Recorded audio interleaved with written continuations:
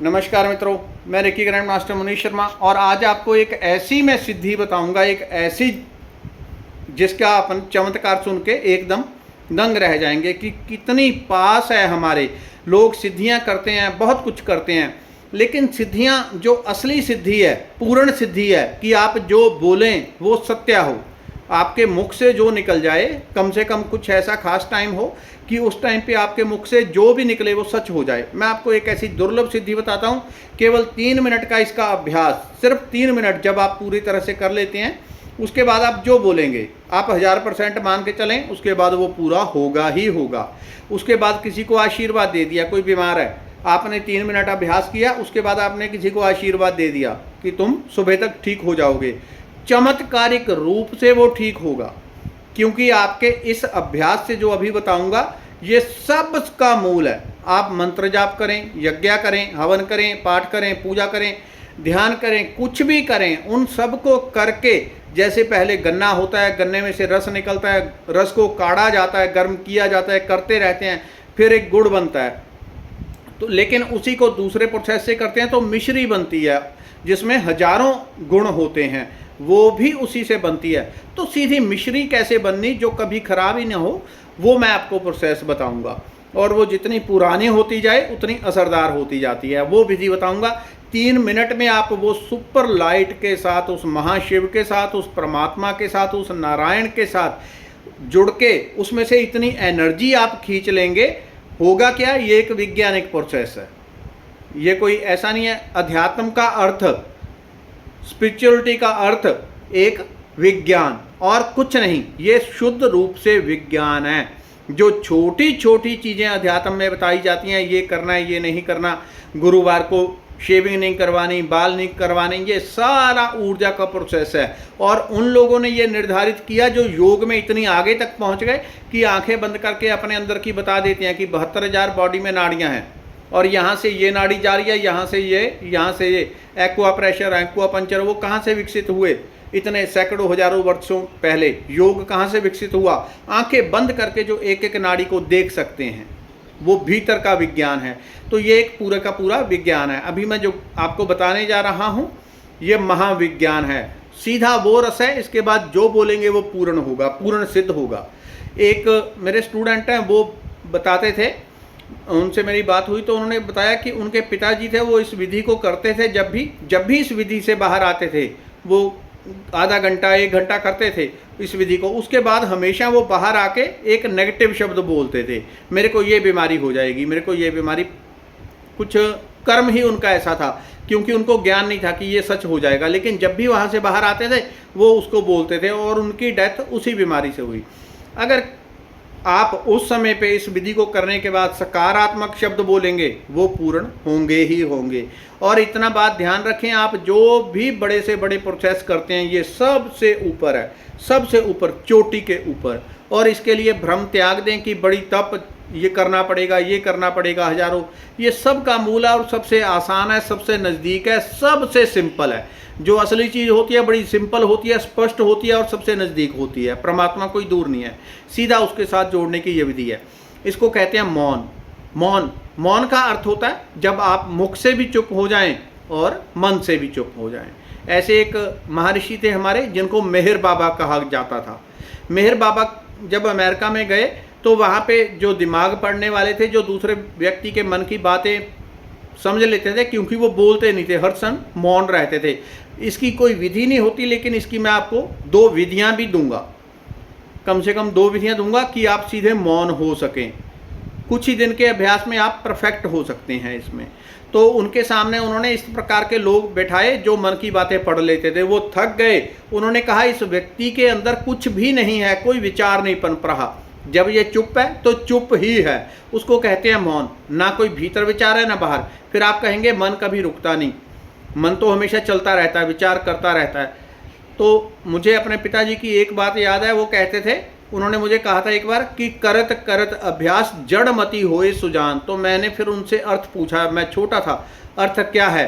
तो उन्होंने वो अर्थ समझाया। फिर मुझे समझ में आया कि जहाँ से नदी बहती है वहाँ पे बड़ी बड़ी चट्टानें पत्थर उसी तरह से कट जाते हैं जैसे पानी बहता है। पानी कितना निर्मल है, लेकिन चट्टानों और पत्थरों को काट देता है, क्योंकि उसके अंदर एक क्षमता होती है कि कंटिन्यूस मुझे यहाँ से बहना है, तो अपना रास्ता बना लेता है। पानी जैसी नर्म और सॉफ्ट चीज़ वो भी अपना रास्ता बना लेती है। आप एक दृढ़ अपने अंदर इच्छा पैदा करते हैं, मैं मौन में उतरूंगा, आप मौन हो जाते हैं। इसमें कुछ भी नहीं है, कुछ भी नहीं लगेगा, और कोई वर्षों तक लंबा काम नहीं, बड़ा छोटा सिंपल और थोड़े टाइम के लिए किए जाने वाला काम है। 1 मिनट ऊपर से मैं बंद कर देता हूँ, नहीं तो बीच में कॉलिंग आ जाती है। अभी किसी की आने वाली थी इसलिए बंद किया। तो आपने, और एक बात और मैं कहना चाहूँगा कि जो लोग बार बार मुझे कॉल करते हैं तो कॉल पे बात नहीं हो पाती, आप केवल मैसेज कर दें, मैसेज सुन के आपको जवाब दे दूंगा। करना क्या है, मौन का अर्थ होता है मुख भी बंद हो और मन भी चुप हो। इसके लिए कोई लंबा टाइम नहीं, 3 मिनट में ये पूर्ण सिद्धि आपको दे देगा। 3 मिनट में इतनी अनलिमिटेड एनर्जी आ जाएगी। कोई किसी बीमार आदमी की तरफ आप हाथ उठा के 3 मिनट बाद बोल देंगे तुम स्वस्थ हो गए, तत्क्षण वो जादू की तरह ठीक हो जाएगा। इतनी पावर है।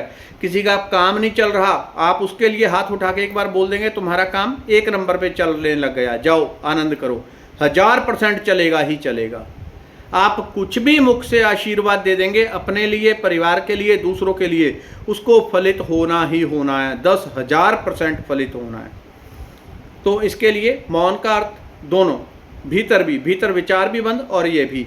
करना क्या है, जब मौन होना है, पहली बात पैरों में जूता चप्पल प्लास्टिक के इस प्रकार के पहने हैं कि धरती से एनर्जी अर्थ ना हो। अगर आप मौन भी होने लग गए तो एकदम अनलिमिटेड एनर्जी आती है, और आप धरती से अर्थ हो रहे हैं तो उसमें से काफ़ी एनर्जी अर्थ हो जाएगी। पैरों के नीचे कुछ ना कुछ ऐसा रखें, कभी चलते फिरते भी इसका अभ्यास करें, कभी नंगे पाँव हो तब भी अभ्यास करें, क्योंकि अभ्यास जितना आप करते जाएंगे उतनी जल्दी ये आपको पूर्णता तक पहुँचाएगा। और ऐसा नहीं कि एक बार मैंने बता दिया 3 मिनट में आप कर लेंगे, थोड़ा टाइम लगता है सिद्ध होने में। तो कैसे करना है, 2 आपको इसकी विधियां बताता हूं। एक विधि आपको, जब भी आप हों तो आपको इस प्रकार से अपने दांतों को, जैसे कुछ लोग गुस्से में मींच लेते हैं, गुस्से में, उस प्रकार से दोनों जबड़ों को, दांतों को आपने जोर से मींच लेना है, बंद कर लेना, जैसे आप गुस्से में हों इस प्रकार से मींच लेना है। लेकिन जब आपने अपने दोनों दांतों को जोर से एकदम कसा होगा, उस टाइम भी आपके चेहरे पे एक मुस्कुराहट होनी चाहिए, नहीं तो सबकॉन्शियस माइंड गलत प्रोग्राम हो जाएगा। एक सौम्यता, मौन होना चाहिए लेकिन एक सौम्यता, दांतों को दबाए रखना है और चेहरे पे एक मुस्कुराहट आपको फैला के रखनी है।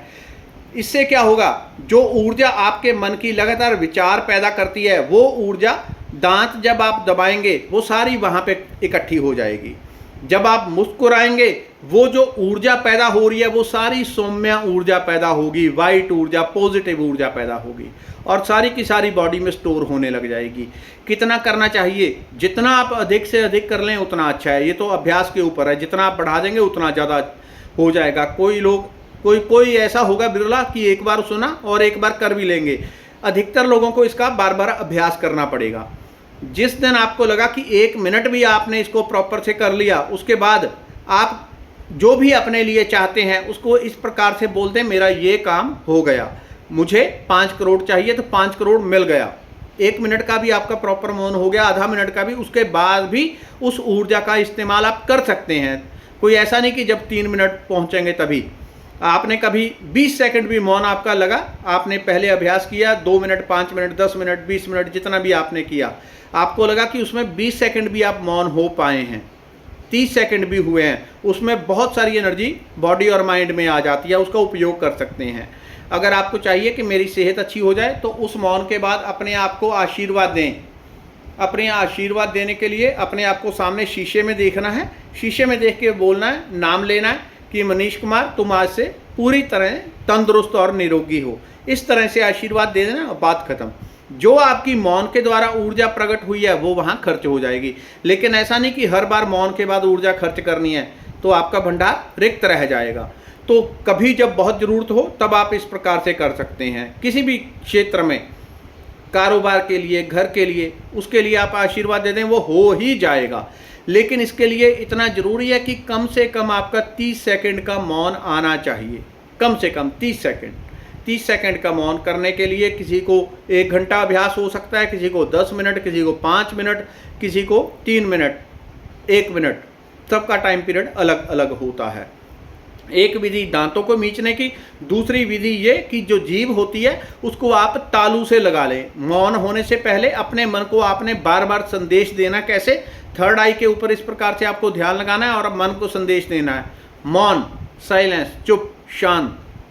जब भी विचार आए अपने भीतर आपने एकदम से वो संदेश देना है, शांत, शांत।